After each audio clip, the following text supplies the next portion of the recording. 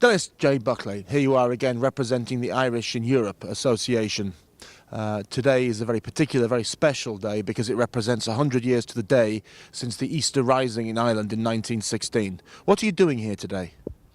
Today we're commemorating the 1916 rising that took place on the 24th of April outside the General Post Office in Dublin in Ireland.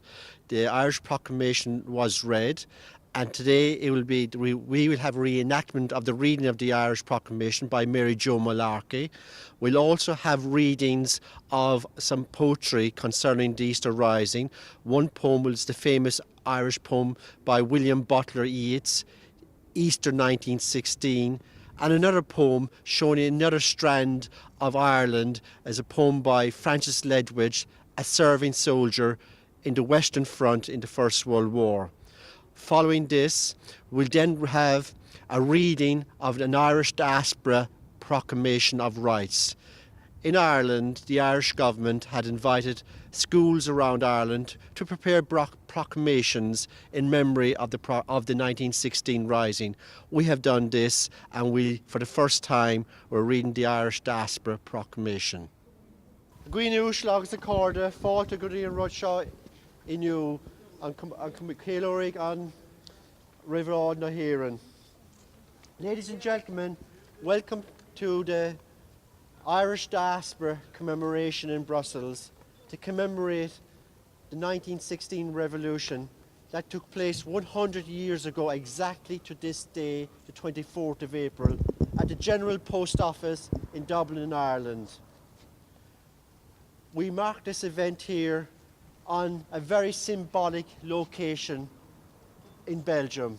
On this spot lie 400 martyrs of the Belgian Revolution of 1830. They lie buried below the crypt here.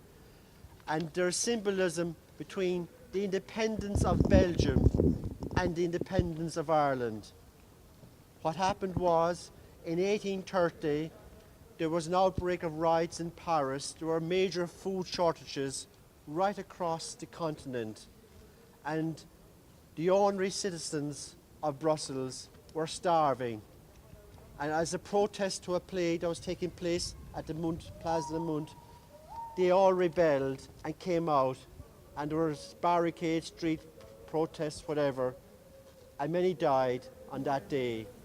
Following that, the burghers, the property-owning class, invited the government and the King of the United Netherlands to come to the relief of the commercial class, and called at the same time for a separate administration for the provinces of the southern part of the United Kingdom, the Netherlands.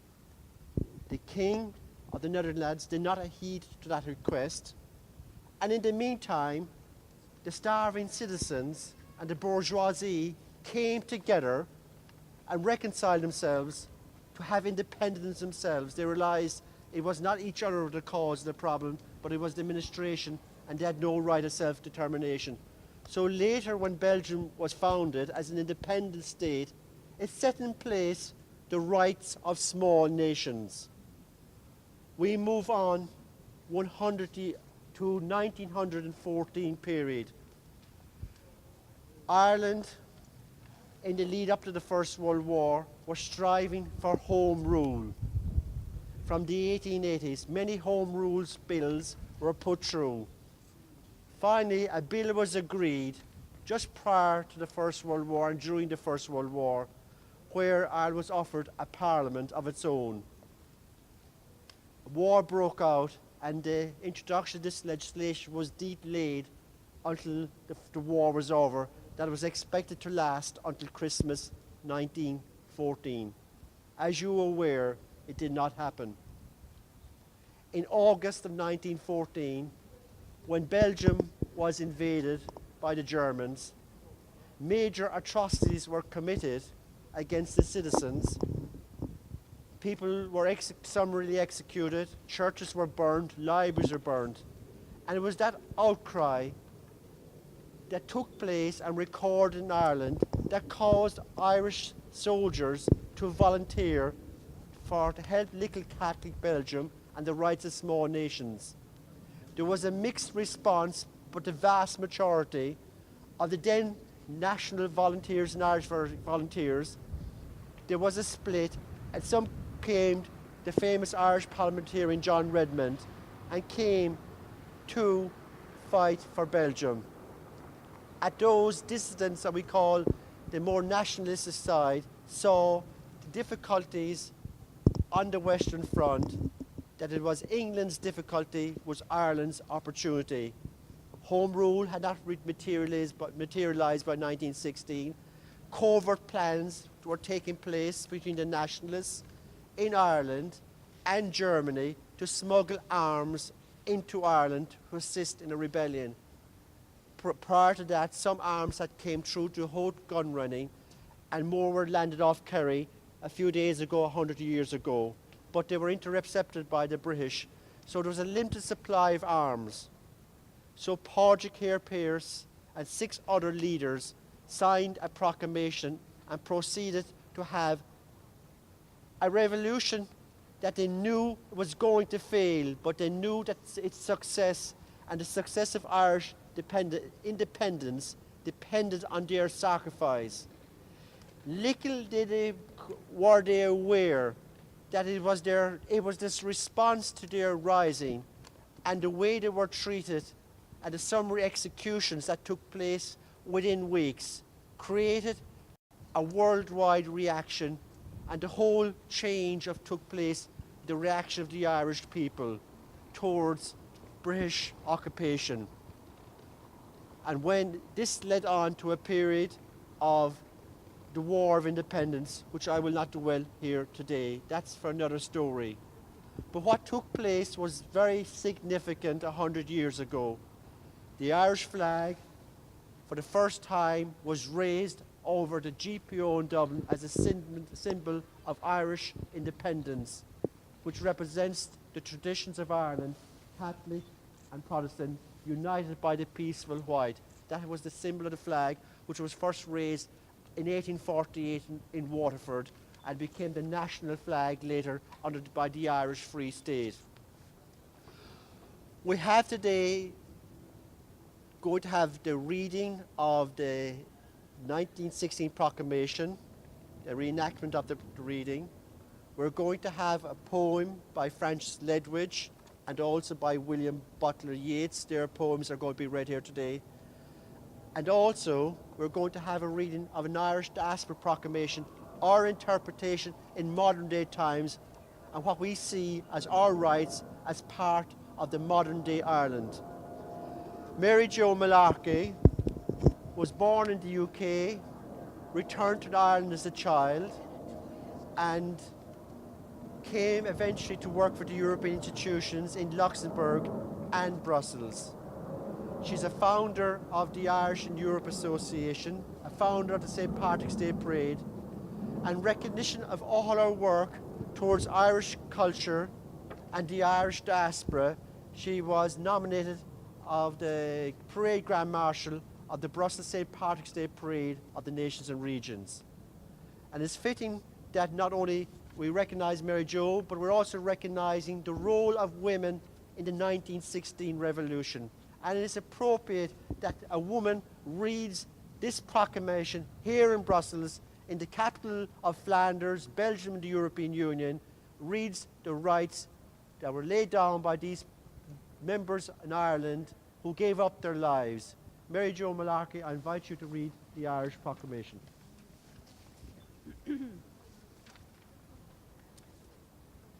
So, Public na hÉireann, the provisional government of the Irish Republic to the people of Ireland. Irish men and Irish women, in the name of God and of the dead generations from which she receives her old tradition of nationhood, Ireland, through us, summons her children to her flag and strikes for her freedom.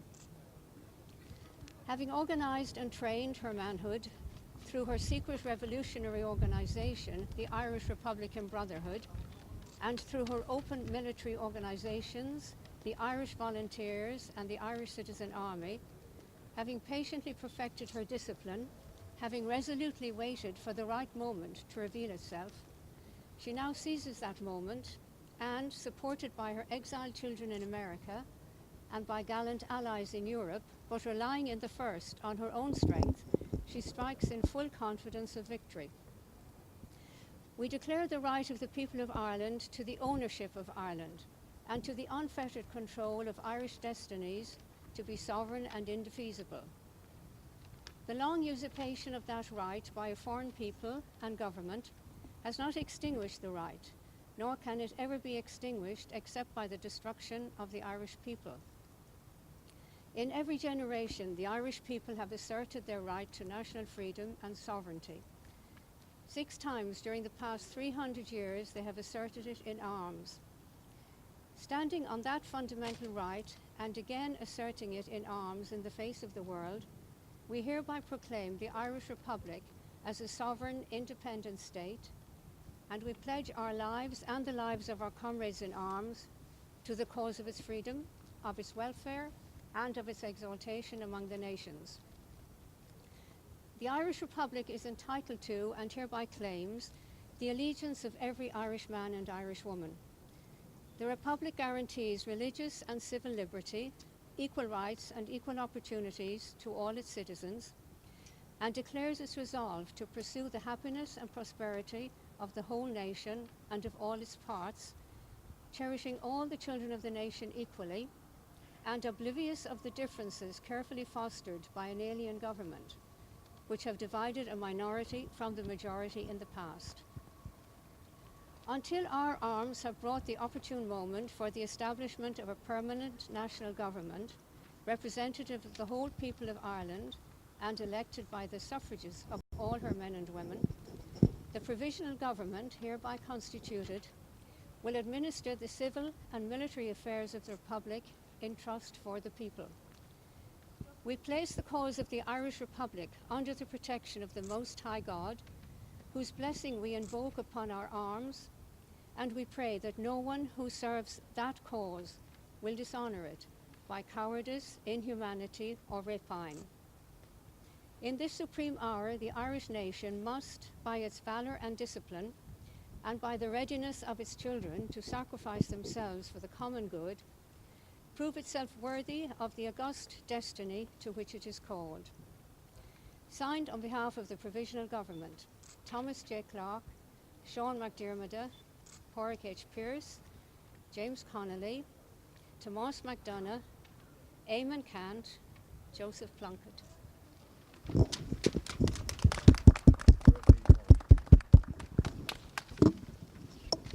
Pádraig, during the First World War, the 1916 Rising, many of us grew up with just the one narrative, but there were many narratives, many stories taking place in Ireland and overseas, whether it was on the Western Front or in New York or in the UK. There is one poem that is known by many of you, written by William Butler Yeats, and his poem represents the complexities of all the different narratives of the lead up to 1916 and its consequences. Yeats' poem is in 4 stanzas, and it sets out, each stanza sets out a different stage of understanding of the revolution.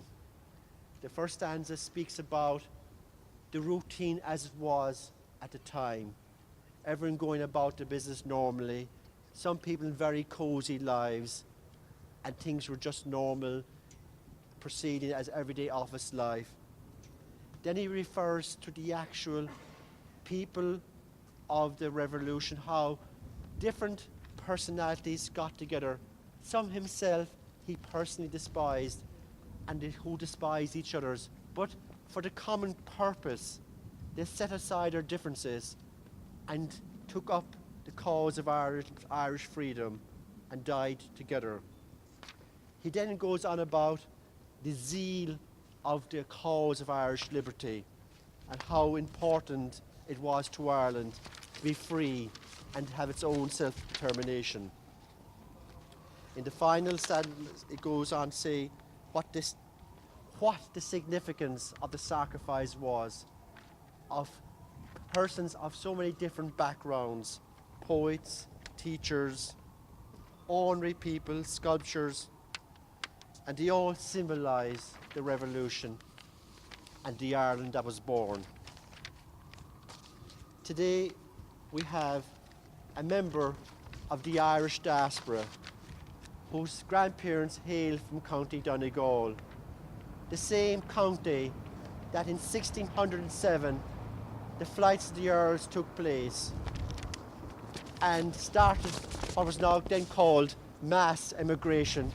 And the said flight of Earls took shape in 3 ships, and they landed off the coast of Belgium and got refuge in 1607 by the then Spanish Netherlands in Leuven, and hence the Irish College of Leuven was formed in 1607. So James is part of that strand of diaspora from 1607. His parents emigrated, grandparents emigrated in the 1920s to the UK. James Giroux is an editor of the EU Reporter, has been part of the European Union project in Brussels for many years, upholding the Fourth Estate, the freedom of the press, which is an integral part of the freedom of all republics and all democracies. I now invite James Giroux to read Easter 1916.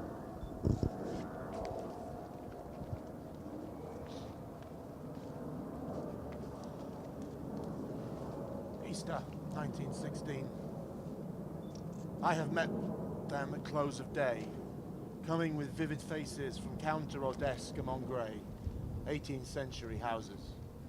I have passed with a nod of the head, or polite, meaningless words, or have lingered a while and said polite, meaningless words, and thought, before I had done, of a mocking tale or a jibe to please a companion around the fire at the club, being certain that they and I but lived where motley is one, all changed utterly, a terrible beauty is born. That woman's days were spent in ignorant goodwill, her nights in argument, until her voice grew shrill. What voice more sweet than hers, when young and beautiful she rode to harriers? This man had kept a school and rode our winged horse. This other, his helper and friend, was coming into his force. He might have won fame in the end, so sensitive his nature seemed, so daring and sweet his thought. This other man I had dreamed, a drunken, vainglorious lout. He had done most bitter wrong to some who were near my heart. Yet I number him in the song. He too has resigned his part. In the casual comedy, he too has been changed in turn, transformed utterly. A terrible beauty is born. Hearts with one purpose alone, through summer and winter seem, enchanted to a stone to trouble the living stream. The horse that comes from the road, the rider, the birds that range, from cloud to tumbling cloud, minute by minute they change. A shadow of cloud on the stream changes minute by minute. A horse hoof slides on the brim, and a horse splashes within it. The long-legged moorhens dive, and hens to moorcocks call. Minute by minute they live, the stones in the midst of it all. Too long a sacrifice can make a stone of the heart. Oh, when may it suffice that is heaven's part, our part, to murmur name upon name, as a mother names her child, when sleep at last has come on limbs that had run wild. What is it but nightfall? No, no, not night, but death. Was it needless death after all? For England may keep the faith, for all that is done and said. We know their dream enough to know they dreamed and are dead. And what if excess of love bewildered them till they died? I write it out in a verse, Macdonagh and McBride, and Connolly and Pearce, now and in time to be, wherever green is worn are changed utterly. A terrible beauty is born. We recognise the worldwide importance of Ireland's culture and its profound connection to the Irish economy, and the enormous contribution of the Irish diaspora as a source of innovation, inspiration, regeneration and renewal since the foundation of the Irish Free State. We shall aim to strengthen the capacities of the social, cultural, political and economic links of the Irish diaspora in Brussels and in Europe in order to serve as a bridge between Europe and the worldwide community of nations and its Irish diaspora in pursuit of cooperation, peace and prosperity for all. We note that successive Irish governments since the foundation and evolution of the Irish state have not cherished and protected all of the children of the Irish nation fairly and equally. We are disappointed that successive Irish governments have ignored many elements of the spirit and letter of the democratic programme of the first Dáil. We are disappointed with some of the economic and social policies that have been pursued by successive Irish governments at the behest of selfish vested interests that have resulted in mass emigration to cause generations of Ireland's children to go into exile. No united people-driven national sense of social responsibility and common purpose has ever existed to stem mass emigration. Emigration that has decimated rural Ireland, separated families and weakened communities in rural parishes, towns and cities. Successive Irish electorates have not held government to account and in many cases consented by their actions in the ballot box that emigration is part of the economic and social solution. That the exigencies of the common good and public interest have not been exercised at all times by Irish governments and now give way to populist policies, to opportune and selfish practices that are geared towards short-term political gain between elections and not in the best interest of the present and next generation. The leaders and founders of the Irish Republic affirmed the duty of every Irishman and woman to give allegiance and service to the state and declared it is the duty of the nation to ensure that every citizen shall have the opportunity to spend his or her strength and faculties in the service of the people. Irish governments have not kept faith with Irish citizens abroad, have not honoured the ideals of the Irish Revolution. Irish emigrants and the Irish diaspora have served Ireland well. Their support and allegiance can no longer be taken for granted as long as its island-born citizens are disenfranchised and unable to exercise the freedom and suffrages that the leaders of the 1916 made the supreme sacrifice for. Thank you. I shall now ask you to stand in 1 minute of silence in memory of all those who died to achieve Irish independence. And we should also remember those 400 who lie in the crypts below, who also helped achieve Belgium independence. So 1 minute silence, please.